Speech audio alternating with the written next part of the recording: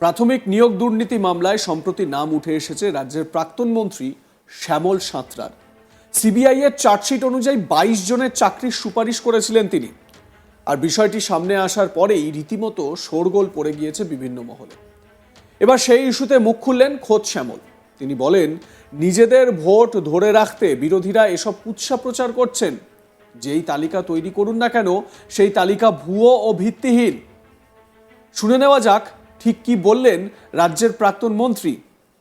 SC ভোটের বিষয়টিও উত্থাপন করেছেন শ্যামলবাবু। শুনুন।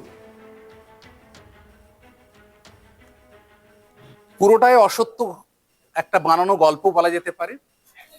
যেভাবে লিস্ট বের করা হয়েছে এবং একটা সুন্দর সাজিয়ে গুছিয়ে কিছু বিজেপির নেতা নেতৃত্ব সমস্তভাবে, কারণ সামনে 2026 সালের ভোট রয়েছে, সেখানে তাদের বিজেপির একটা অন্যতম লক্ষ্য হচ্ছে শিডিউল কাস্ট ভোট।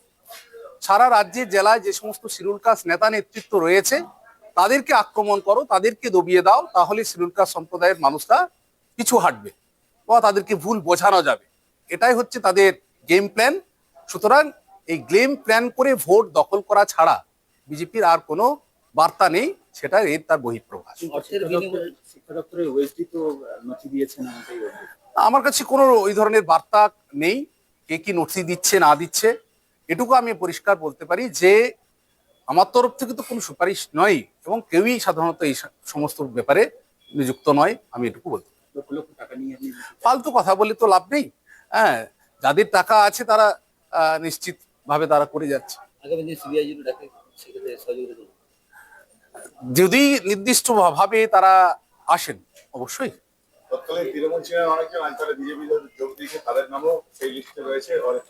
বললাম তো, একটা সিস্টেমকে চালু করতে গেলে তার অনেক কিছু মানে পূর্ব পরিকল্পনা থাকে, তাদেরও নাম রয়েছে।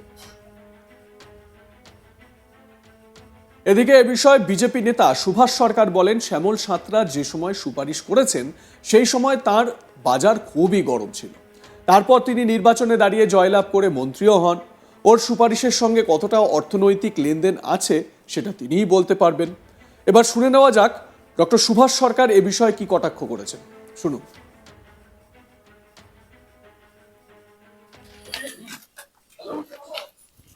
শ্যামলবাবু যে সময় সুপারিশ করেছেন সেই সময় তো ওনার বাজার খুব গরম, এবং তার পরপরই উনি আবার নির্বাচনে দাঁড়িয়ে জয়লাভ করে মন্ত্রী হয়েছিলেন।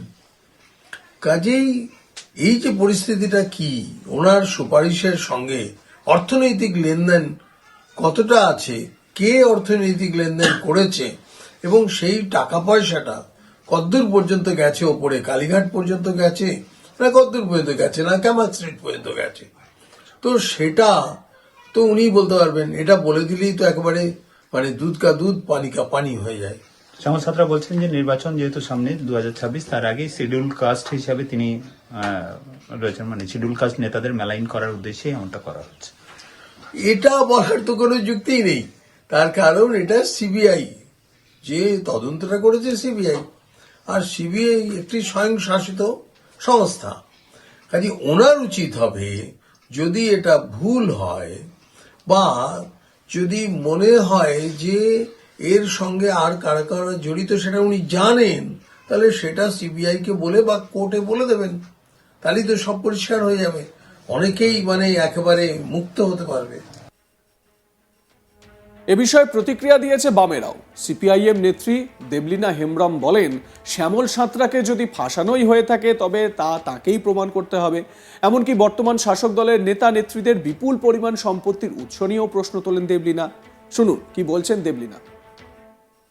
চাকরি তো একটা সব বেকার ছেলেদের কাছে একটা কি বলবো, এটা হচ্ছে একটা নিজেদের মানে ভালো থাকার জন্য, কিন্তু দুর্নীতি ভাবে নিয়োগ করা এটা তো ঠিক না। যে সুপারিশ করবে আমাদের কাছে, আমরা কোনো জনপ্রতিনিধি যখন আমরা থাকি, কেউ না কেউ ছেলেরা একটু দেখে দেবে, সেটা ঠিক আছে, তার যোগ্যতাতে সে পাক, আমাদের কোনো আপত্তি নেই। কিন্তু টাকা দিয়ে দুর্নীতি দিয়ে সুপারিশ করা এটা তো অন্যায়। আমরা তো দীর্ঘদিন থেকে বলে আসছি, এটা তো সেই দুর্নীতি করেই তো এসছে সরকারটা হচ্ছে একটা বলবো ব্যক্তিগত যারা নেতৃত্ব যারা আছেন তারা তো প্রত্যেকটা, আর নতুন করে আমার বলার কিছু নেই। ওরা এমনিতেই তো আমরা দেখতে পাচ্ছি এত সোনা দানা গয়না টাকা পয়সা, ওরা তো দুর্নীতি করছে, কাউকে ঠকিয়েছে, কাউকে বড়লোক করে দিচ্ছে, এটাই তো তাদের নীতি। নাম প্রকাশ আসছে, তিনি যেটা বলছেন তাকে ফাঁসানো হচ্ছে। না, যেটা উনি বলছেন ওর প্রমাণ করুক। যদি ফাঁসানো হচ্ছে তাহলে তো ইয়ে করলেই তো বোঝা যাবে ফাঁসানো না সত্যি কথা। আমরা চাইবো সত্যিটা বেরিয়ে আসুক। যিনি যেটা বলছেন আমাকে ফাঁসানো হয়েছে, এবং যাদের নাম আছে, যাদেরকে নিয়োগ করা হয়েছে, যে বলছে, সেটা পরিষ্কার হওয়া দরকার। তিনি বলছেন 2026 ইলেকশন আমি তো শিডিউল কাস্ট, এই শিডিউল কাস্ট ভোটকে ভাগ করার জন্য আমাকে ফাঁসানো হচ্ছে। না, শিডিউল কাস্ট ভোটের সঙ্গে তো কোনো সম্পর্ক নেই। দুর্নীতি দুর্নীতি, মানে ওর দুর্নীতির কাছে কে শিডিউল কাস্ট কে অন্য কাস্ট, সেটা তো কিছু বলার নেই। যারা দুর্নীতি করেছে তাদেরকে তদন্ত করে ধরা হোক, কেন করা হয়েছে।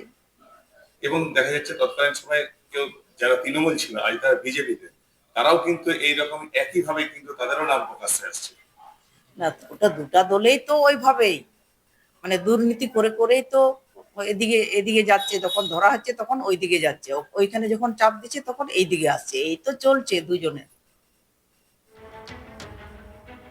এবারে সিবিআই এর যে তালিকা সামনে এসেছে সেই তালিকায় নজর রাখলে কিন্তু বেশ চমকই পাওয়া যাবে। কেন বলছি, একটু একটু করে এবারে বলি। যেরকম এই শ্যামল সাঁতরা, তার যেরকম তথ্য পাওয়া যাচ্ছে তিনি নাকি 22 জনকে চাকরির সুপারিশ করে দিয়েছেন, ঠিক সেই রকমই তারপরেই রয়েছেন মমতা বালা ঠাকুর, যিনি তৃণমূল কংগ্রেসের রাজ্যসভার সাংসদ। তিনি নাকি 20 জনের সুপারিশ করেছেন। শওকত মোল্লা যেরকম 2 জনের নামে সুপারিশ করেছেন চাকরি দেওয়ার, এছাড়াও নির্মল ঘোষ এমএলএ, তিনি নাকি চাকরি দেওয়ার জন্য সুপারিশ করেছেন, সেটা হচ্ছে 16 জনের। এছাড়াও শুভেন্দু অধিকারীর ভাই দিব্যেন্দু অধিকারী, তিনি নাকি 11 জনের নামে চাকরি দেওয়ার সুপারিশ করেছেন। যদিও এই বিষয়টি জানার পরই শোনা যাচ্ছে কোনো কোনো মহল থেকে যে শুভেন্দু অধিকারী বেজায় চটেছেন। খুব স্বাভাবিকভাবে এই ধরনের যে ঘটনাগুলো মানে সামনে এসেছে বা যে তালিকা সামনে এসেছে, তাতে করে কিন্তু রাজনৈতিক মহলে বেশ চাঞ্চল্য ছড়িয়েছে এবং শোরগোল পড়ে গিয়েছে। এবং আপনারা জানেন যে কয়েকদিন আগেই জগন্নাথ চট্টোপাধ্যায় তিনি একটি সোশ্যাল মিডিয়ায় পোস্ট করেছিলেন, যিনি বিজেপির অন্যতম নেতা এ রাজ্যে, তিনি একটি সোশ্যাল মিডিয়ায় পোস্ট করেছিলেন।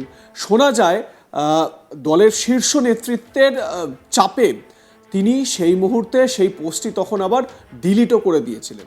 এবং তিনি প্রশ্ন তুলেছিলেন যে যারা বলেন যে সেটিং সেটিং সেটিং, তারা এখন দেখুন যে আমাদের এখানে কোনো সেটিংয়ের ব্যাপার নেই।